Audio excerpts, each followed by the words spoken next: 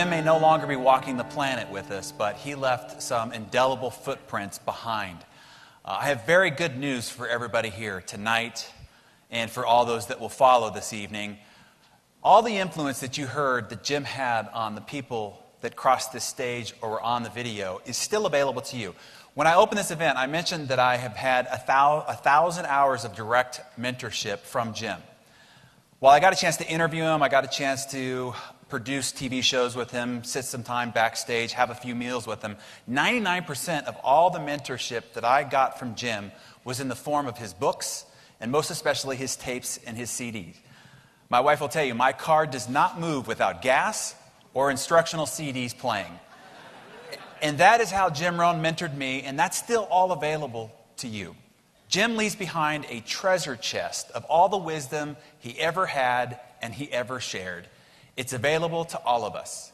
This year, I decided that it was going to be the year of Jim Rohn. I was going to study nothing but Jim Rohn in my car all year long. So I collected everything that I have, which is everything he's ever produced, and I started the process. And I've made it through the weekend event in 1999. I'm in the middle of the 2001 weekend event. 2004 is coming up, and all year long I'm going to do nothing but study Jim. And the thing that I find amazing every time is that it's all there. All the wisdom, the half a dozen fundamental principles to be successful, whether it be in financial independence, relationships, health, well-being, communication, leadership, sales, recruiting, even lifestyle. It's all there. Everything you've ever needed to know to live at the zenith of your potential lies within that material. So this year, I have also made a very personal and serious commitment to dedicate myself to championing and carrying forward Jim's legacy. As Jim kept the philosophy and teachings of Earl Shoaff alive, so too do I commit to keep alive the philosophies and teachings of Jim Rohn.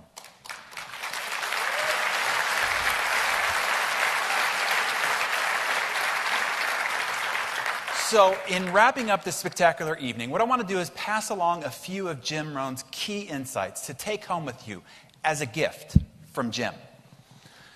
Jim labored long and hard to give us the gift of this principle, and here it is. If you will change, everything will change for you. Don't wait for things to change. Change doesn't start out there. Change starts within. And when you change, miraculously, your relationships, your health, your business, your children, everything else changes around you. But all change starts with you. Here's the next gift Jim wants to have you leave with. And it's wrapped in this principle. If you want to have more, we all want to have more, right? We want to have more wealth, we want to have more health, we want to have more love, we want to have more contribution. Jim says, you have to become more. See, before Jim, I think we all thought that success was something we pursue, that we chase, that we go after. But Jim corrected us on that. He said, success is not something you pursue. What you pursue eludes you. It's like chasing butterflies. He said, success is something you attract by the person you become. This concept alone changed how I went for everything in life. I now realized it wasn't what I needed to do, it was who I needed to become. And that changed everything. Here's the third gift. Don't wish it were easier. Wish you were better. Don't wish for an easier economy, a different president, or more luck. Just wish you were better. And then go about the business of becoming better. And lastly, Rohn told us, do the easy things. He said, what's needed to be successful is actually very easy. The simple disciplines that you need to succeed in themselves are actually all very easy. What's difficult is divorce, heart attack, bankruptcy, failure, hardship, disappointing your family. That is hard. Simple disciplines of success are easy. But Jim gives us the key. He says, do not neglect to do the easy things. See, Jim was always asked, if it's so easy, then why aren't more people successful? Jim's answer was, what's easy to do is also easy not to do. He asks us, successful people are willing to do what unsuccessful people are not. Be successful, do the easy things. See, these were refreshing words. They were simple, plain, and obvious. What I loved about Jim is that he didn't traffic in the mysterious, the complex, or the unnecessarily grandiose. Just simple, staid truths, real wisdom. And like Roan said, we all should take a course in Obvious 101 and Obvious 102. This week I listened to the end of every program Jim Rohn ever produced to try to find out what parting words he'd want to give you. So I'd like to conclude with a few words from Jim. One is this: don't do less than your best. Always do the best you can. Have it be said of you that you did the best you could with what you had, and that you used the full expansion of your mind, your heart, your soul, your touch, and your reach. Don't have your life be acceptable. Have it be memorable. See, society will let you get by with far less, but go for more. Leave behind your own footprints. Do so well that they will measure your stride to see if they can match it. Reach for a higher purpose. Go for something beyond what you thought you could do. Live with intensity. You might as well turn it up a notch or two after tonight. Why not? Invest more of who you are in all that you do. Be a little stronger. Be a little wiser. Step up your vitality, effort, and contribution. Put everything you've got into everything that you do.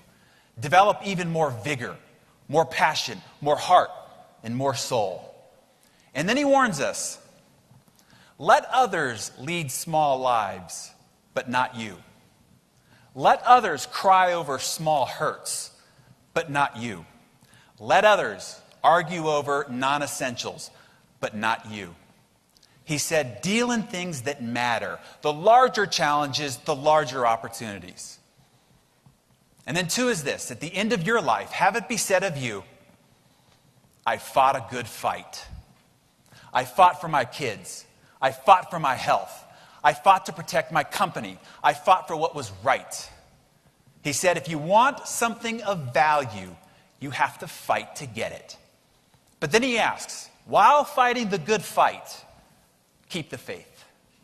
Fight for your dreams, yes. Fight for your goals, yes. Fight for your ambitions. But all the while, keep the faith with your family, your loved ones, and what's important. And then 3, he said, let it be said that you develop the gift of not just helping people with their jobs, as your job would have you do, but let it be said that you helped people with their lives, as your greater purpose would have you do. He asks us to touch people and teach people, not with just job skills, but with life skills. Don't just teach people how to work.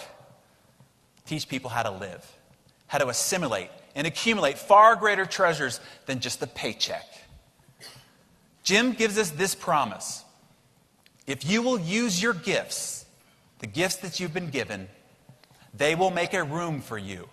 The gift of language, the gift of knowledge, the gift of discovery, the gift of caring, the gift of loving. If you use, develop, and work on your gifts, they will make an extraordinary place for you. Now I offer Jim's request of you. Pass it along. Recommend the books that have had an impact on you.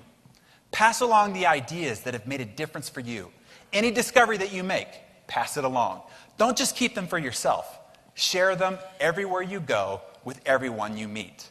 Refine your skills. Bolster your passion for persuading people to see and believe in their greater potential. Help them see what they might not see on their own. Jim explained this to us. One of the greatest values in life is to help someone else. One of the greatest thrills in life is to get the opportunity to invest life into life. And then Jim's final appeal to you tonight. So, why not you? He said, if I could do it, so can you. I was a farm boy, raised in obscurity from a small village in Idaho. If I can do this, so can you. And now it's your turn. Go do it. Live an exceptional life and go out and touch someone else.